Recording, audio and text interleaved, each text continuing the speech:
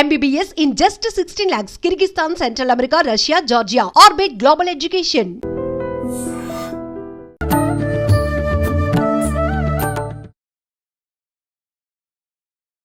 నమస్కారం, welcome to I dream. ధర్మ మార్గం విత్ విజిత కార్యక్రమానికి స్వాగతం. ప్రస్తుతం మనతో పాటు ఉన్నారు ప్రవీణ్ కుమార్ శర్మ గారు. ఇప్పుడు వారితో మాట్లాడి మరిన్ని మంచి మంచి విషయాలు తెలుసుకునే ప్రయత్నం చేద్దాం. నమస్కారం అండి. నమస్కారం అమ్మ, ఎలా ఉన్నారు? బాగున్నాను, మీరు ఎలా ఉన్నారు? తల్లి.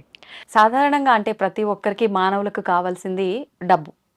డబ్బు ఒక్కటే శాశ్వతం కాదు, డబ్బే జీవితం కాదు అని పెద్ద పెద్ద మాటలు మాట్లాడుతూ ఉంటారు. కానీ డబ్బు లేనిది అసలు ఫస్ట్ సమాజంలో మన కనీస అవసరాలు తీరకపోవడం పక్కన పెడితే వాల్యూ అనేది కూడా ఉండదు.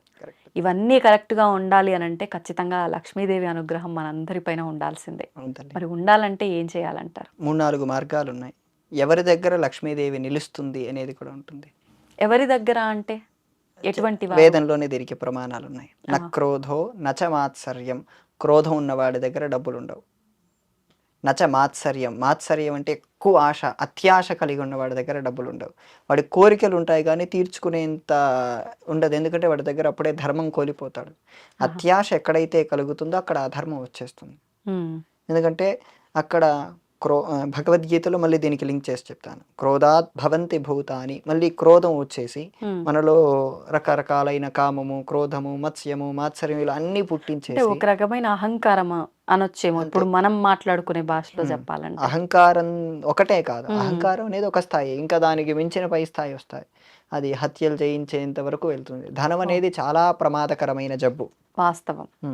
దానికి అడిక్ట్ అవ్వకూడదు. ధనం మనల్ని రూల్ చేయకూడదు, మనం ధనాన్ని రూల్ చేయాలి.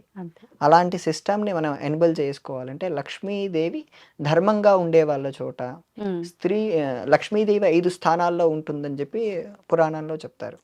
ఒకటి, స్త్రీలు ఇక్కడ బొట్టు పెట్టుకుంటారు కదమ్మా, పాపిట, అక్కడ లక్ష్మీదేవి ఉంటుంది. ఇక్కడ గజం అంటే ఏనుగు కుంభస్థలంలో కూడా లక్ష్మీదేవి ఉంటుంది. బిల్వదళంలో ఉంటుంది, గోమయంలో ఉంటుంది, ఇల్లు శుచిగా ఉన్న ప్రదేశంలో లక్ష్మీదేవి ఉంటుంది. ఈ 5 ప్రదేశాలు స్త్రీలు కానీ పాటించగలిగితే వాళ్ళకు ధనం ఖచ్చితంగా ఉంటుంది.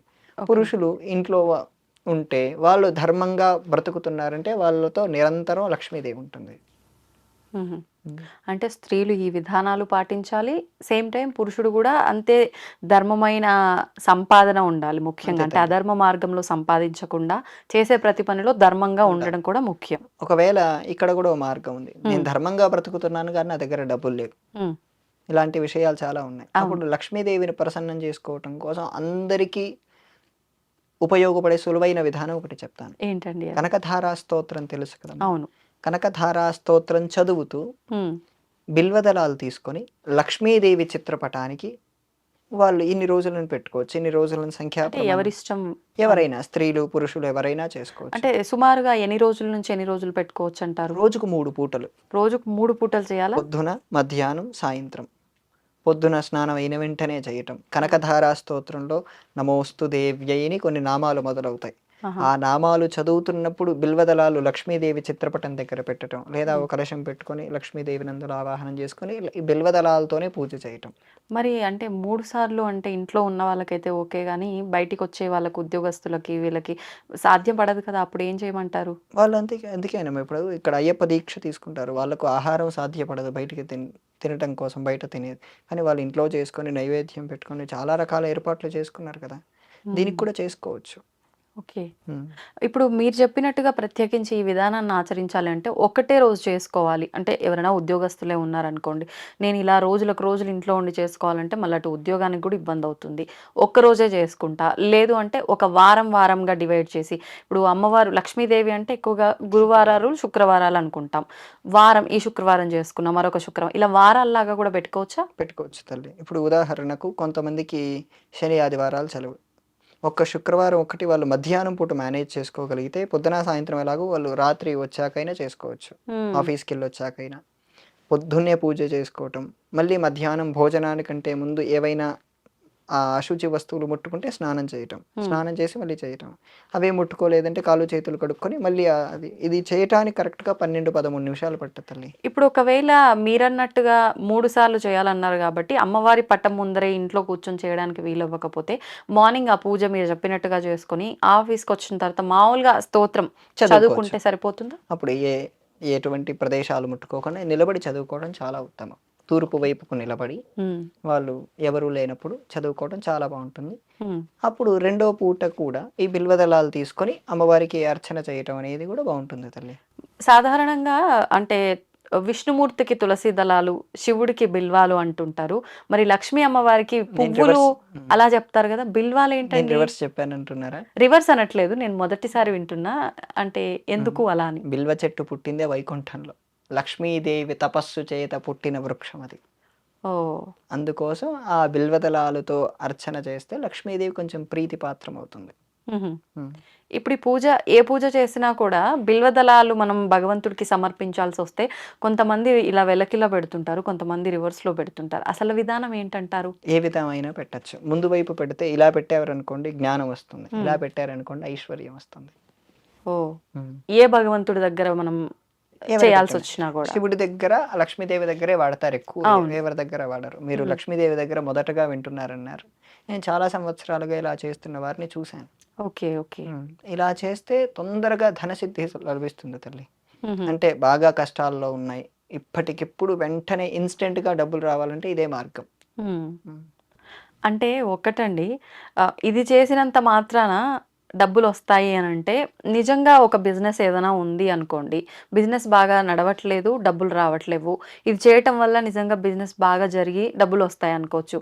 ఎటువంటి ఉద్యోగం లేని వారు కూడా ఏదో చెప్పారు కదా అని చెప్పి ట్రై చేసి నాకు డబ్బులు రాలేదు అంతే, మనం చేసిన వీడియో ఫాల్స్ అంటే తప్పు అవుతుంది. అది ఎలా తీసుకోవచ్చు అంటారు మరి? అంటే ఎటువంటి సందర్భాల్లో చేయొచ్చు, ఇది చేయటానికి కూడా అర్హత ఉంటుందా, ఎవరు చేయొచ్చు? ప్రతి దానికి 2 విధానాలు ఉంటాయి తల్లి. పురుష ప్రయత్నం అంటే మానవ ప్రయత్నం చేయటం, భగవంతుడిపై ఆధారపడటం. ఈ మానవ ప్రయత్నం చేసేది ఆపకుండా మనం భగవంతుడిపై చేసే కార్యం చేస్తూ ఉంటే ఖచ్చితంగా మన కార్యక్రమం సక్సెస్ అవుతుంది. నేను ఇక్కడే కూర్చొని ఇక్కడే లక్ష్మీదేవి ఫోటో పెట్టుకొని నేను 3 పూట్లు చెప్పాను, నేను ఇలా 1,00,000 రోజులు పెట్టుకొని నేను చేస్తే నాకు డబ్బులు వస్తాయంటే నేను అది నమ్మను. నేనే నమ్మనంటున్నాను. ఎక్కడికి వెళ్ళకుండా నువ్వు చేయాల్సిన బాధ్యత నువ్వు సక్రమంగా చేయనప్పుడు నీకు ఇంకెక్కడి నుంచి వస్తుంది?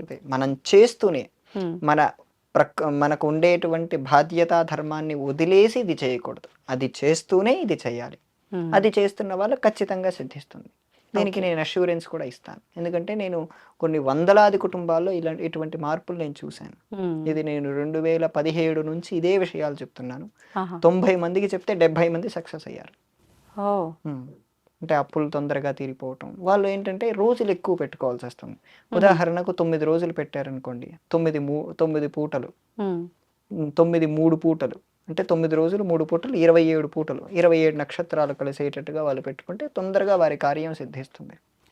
అప్పుడు కానీ 9 రోజులు ఖచ్చితంగా ఇంట్లో అంటే వాళ్ళు బయటికి వెళ్ళి రావచ్చు, కానీ ఆ సమయానికి చేసుకునే సమయానికి ఉండాలి. Okay okay.